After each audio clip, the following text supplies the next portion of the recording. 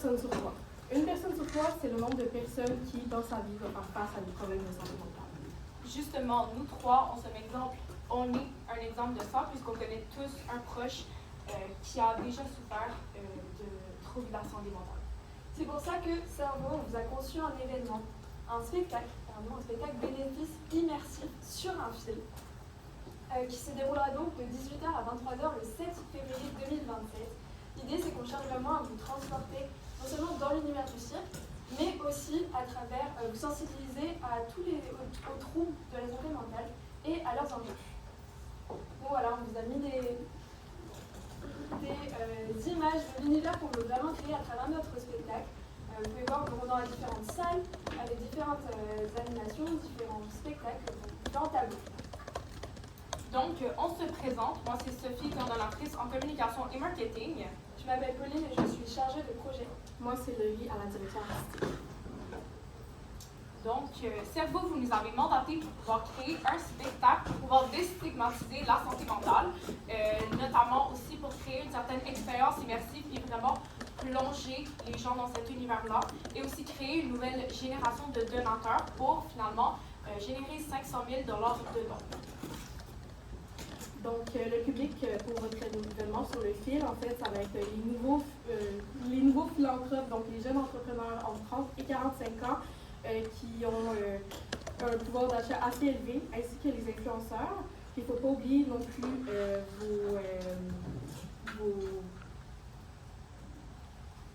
les entreprises et les coopératives qui vous supportent déjà au quotidien, et puis vos donateurs fidèles depuis plusieurs années. Justement, pour rendre tout ça un peu plus concret, on a créé deux personnages. Nous présentons Clara, elle a 32 ans. C'est une influenceuse engagée, mais surtout, c'est une nouvelle donatrice chez Cerveau. Elle ne sait pas trop à quoi s'attendre et elle découvre un peu tout ce monde-là. Et donc, elle essaie de comprendre ce que c'est. Et on vous présente aussi Thomas. Lui, il a 44 ans, c'est un donateur fidèle à Cerveau, mais il recherche de la nouveauté. Il en a un peu marre d'avoir toujours les mêmes galas, les mêmes dîners. Lui, il cherche quelque chose, il s'ennuie, il cherche quelque chose qui lui donne envie encore de faire des dons. Donc, pour la billetterie, pour Sur un fil, ça va être, on encourage plutôt les personnes de donner entre environ 300 et 500 $, donc tout dépendant justement des budgets des gens, mais c'est sûr que c'est fortement recommandé. Donc, pour Sur un fil, ça va se dérouler au Musée national des Beaux-Arts de Québec, plus précisément au pavillon Pierre Lassonde, puisque justement c'est assez grand pour pouvoir accueillir les 400 personnes que nous attendons pour notre spectacle. Et c'est aussi inclusif et c'est accessible par transport, ainsi qu'on a des stationnements à votre disposition. Donc, pour la programmation, c'est assez simple. Une fois que vous êtes arrivé sur les lieux, à partir de 18h, vous pouvez rentrer. Le spectacle commence à 18h30, donc vous avez le temps de vous rendre dans les salles avec les expériences immersives. Il y a ensuite un discours de Yves Defenêtre, qui est le directeur de Cerveau, qui aura lieu à 21h, puis ensuite ça laisse place au cocktail, au réseautage, jusqu'à la fermeture du lieu. Donc, en fait, pour vous résumer un peu plus, c'est quoi le parcours de Sur un fil, on va prendre par exemple Clara qui vient d'arriver sur les lieux. Elle va se faire prêter des casques prêtés par notre partenaire Bell. En fait, avec ces casques-là, c'est plus inclusif pour la musique, pour les dialogues qui vont avoir à l'intérieur, toute l'information qu'ils vont recevoir sur la santé mentale, ils peuvent choisir le son, ils peuvent décider de les enlever, etc. Puis ensuite, ils vont pouvoir se déplacer dans les différentes salles avec les expositions où ils vont voir acrobatie, danse, poésie, donc plusieurs problèmes de santé mentale qui vont être présentés sous forme justement artistique, mais aussi avec des informations et de la sensibilisation, avec des jeux informatifs, un peu comme on peut voir ici.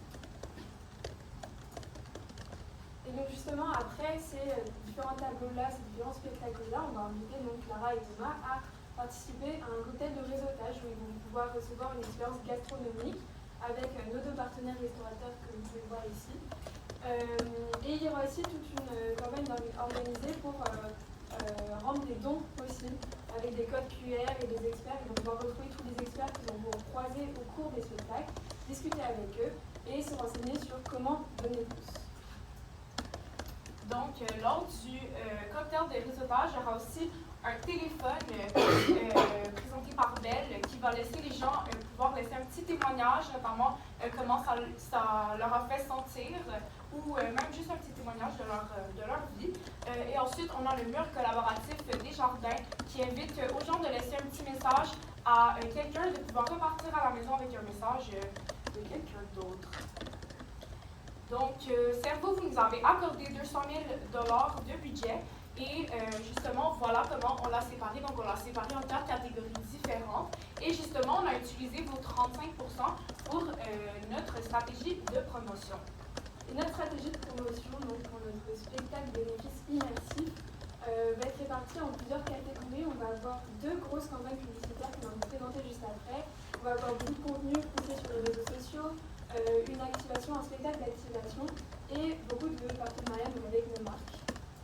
Au niveau de l'échéancier, pour vous ayez la chronologie, on a donc une campagne qui va se dérouler sur 6 semaines, qui va commencer fin décembre et jusqu'au 7 février, le jour de notre spectacle, avec donc, toutes les catégories dont je vous ai parlé. Donc, bien évidemment, on va avoir l'affichage sauvage qui va être un peu partout dans la ville de Québec et ses environs. Donc, on va pouvoir le retrouver aux arrêts de bus, dans les centres commerciaux et puis dans les quartiers plus d'affaires.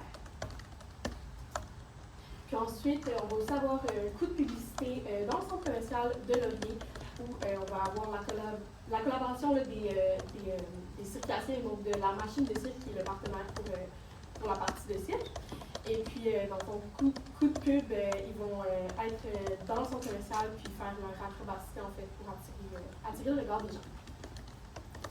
Donc ensuite, il y aura un téléphone justement à disposition qui va pouvoir laisser les gens laisser un petit témoignage comment ils prennent soin d'eux-mêmes puisque c'est super important pour la santé et la santé mentale de vraiment tout le monde. Et grâce à ça, ils vont pouvoir remporter des petits prix comme par exemple des bouteilles d'eau ou un petit carnet comme par exemple pour pouvoir écrire ses émotions. On vous a parlé de nos 2 campagnes publicitaires. Voici la première. Ici, elle s'adresse à vous, enfin, elle est pour vous, Cerveau. C'est une campagne que vous allez pouvoir employer donc, pour faire la promotion de notre spectacle. Elle réutilise, elle va s'appuyer sur la métaphore du fil et de l'équilibre de la santé mentale avec le funambulisme que vous pouvez voir ici, qui en a un rapport avec le cirque. Et vous avez là-bas le téléphone, puisqu'il suffit d'un coup de fil pour que tout aille mieux. Ensuite, il va y avoir aussi une collaboration, encore une fois, avec Machine de cirque, donc avec vos réseaux sociaux et les siens, faire des posts de collaboration et pour présenter les différents artistes qui seront présents pendant la soirée. Donc ensuite, on a 4 personnes qu'on voulait surtout focuser pour la campagne de réseaux sociaux. On a premièrement Claudie Mercier qui parle beaucoup en tant que telle de son anxiété, de comment elle gère ça. Ensuite, on a Michel Hood qui est gynécologue qui parle beaucoup de la santé mentale et de santé en général. Ensuite, on a Marie-Claude Barrette qui est animatrice, qui a aussi son propre podcast, qui parle aussi beaucoup de santé mentale. Et finalement, on a Phil Roy qui a commencé récemment de parler de sa nouvelle vie de père et comment il gère son anxiété et ainsi de suite. Donc en bref, Cerveau, on vous a proposé un concept sur un film, notre spectacle bénéfice immersif qui va vous transporter dans le monde du cirque, mais aussi vous sensibiliser aux enjeux des troubles de la santé mentale. Il va se dérouler le 7 février 2027 de 18h à 23h avec vos partenaires que vous connaissez très bien, Bell et Desjardins, mais aussi une machine de cirque qui s'occupera de tous les tableaux. On a des questions.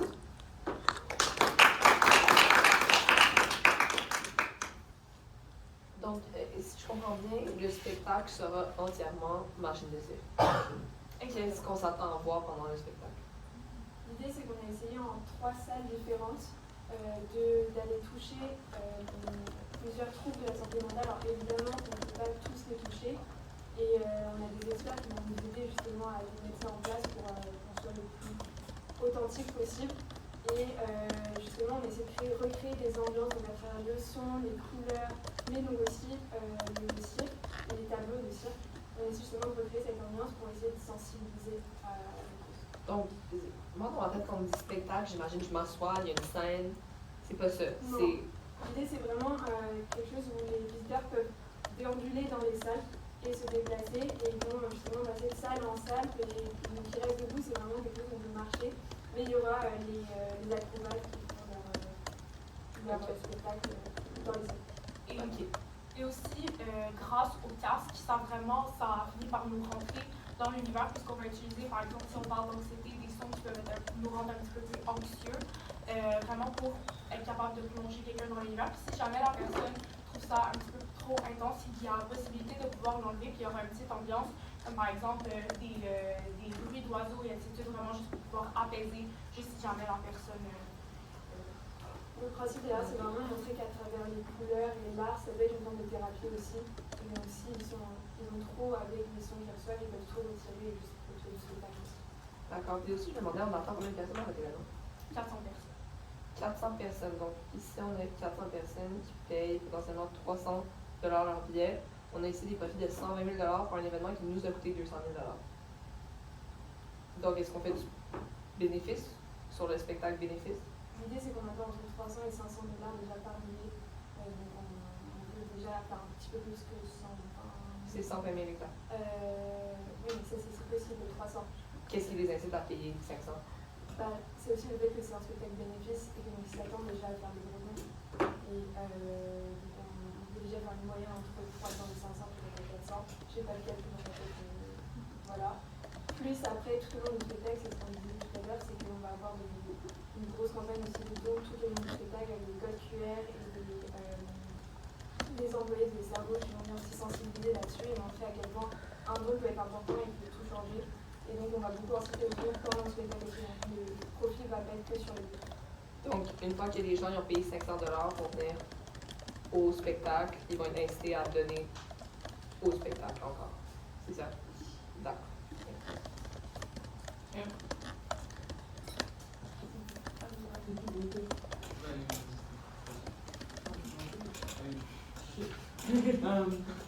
J'ai bien aimé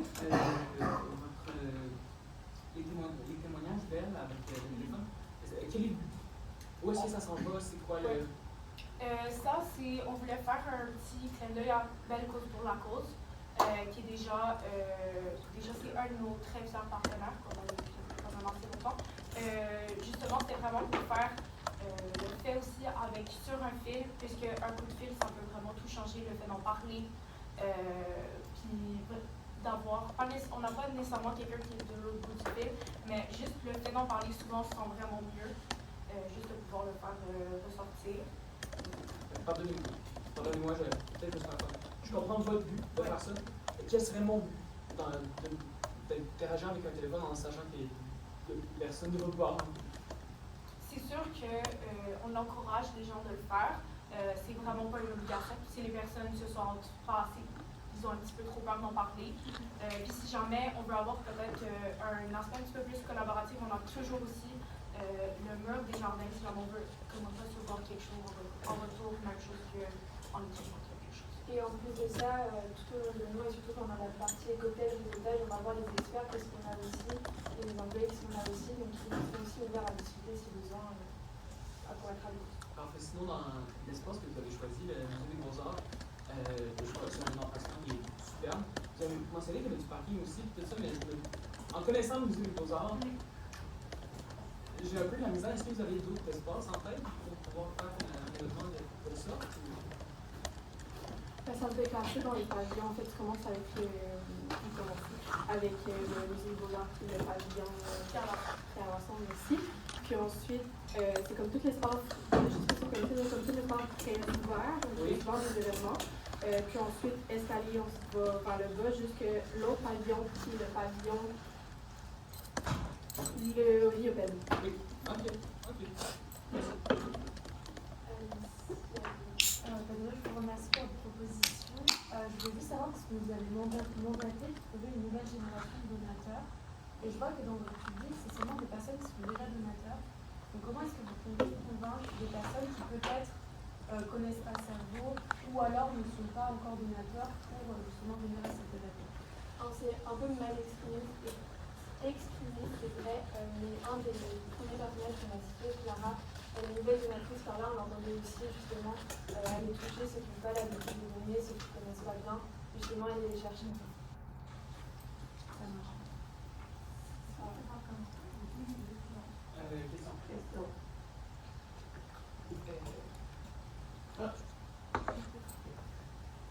Ouais, ben, admettons, c'est ça. Il y a un autre, quand même, un autre téléphone. C'est quoi ce téléphone? Ça, c'est pour notre activation qui va se dérouler 4 semaines avant l'événement. Ça va être à la place de justement pas trop loin de l'endroit où il y aura le cirque. Donc, c'est juste un petit événement. C'était qui le partenaire? C'est quoi?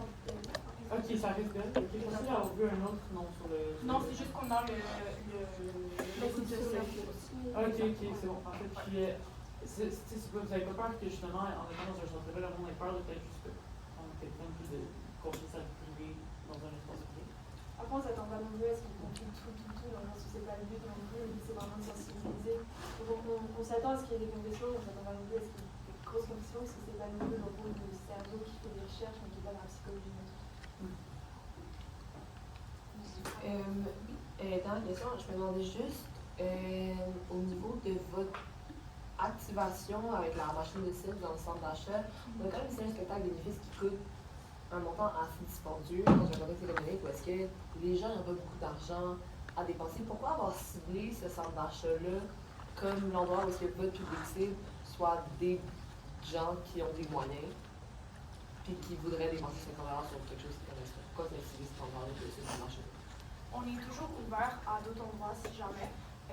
On voulait premièrement le faire devant justement le musée des Beaux-Arts. La seule chose, c'est que ça va se dérouler en hiver, ce qui rendait ça juste un petit peu difficile. Mais c'est sûr qu'on reste vraiment ouvert à d'autres endroits, ou que ce soit par exemple faire dans le Vieux-Québec ou.